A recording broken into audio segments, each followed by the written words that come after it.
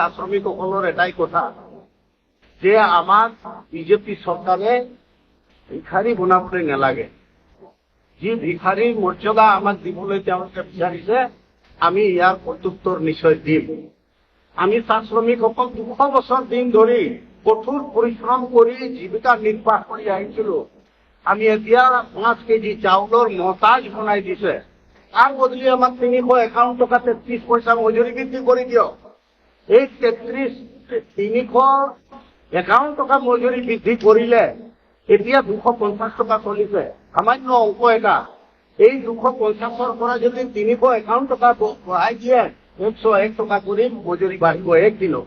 একটা শ্ৰমিকৰ অলপ আগতে 1000 ওপৰ চাহ শ্ৰমিকৰ কথা ক'লে, 30 লাখৰ আমাৰ চাহ শ্ৰমিকৰ কথা ক'লে। এইটো অংক এটা হিচাপ কৰি চাওকচোন আপোনালোকে। একদিনত 100 টকা সিহঁতে কোম্পানীক লাভ দিয়াই আছে। মাহেকত তেওঁলোকে 36,000 টকা, এই মাহেকত 30,000 টকা তেওঁলোকে এই শ্ৰমিকৰ পৰা কাটি কোম্পানীক লাভ দিয়াই আছে। এই কথাবিলাকৰ কাৰণে আমাৰ চাহ জনগোষ্ঠী আদিবাসী বিলাকৰ কোনোদিনে উন্নতি হোৱা নাই।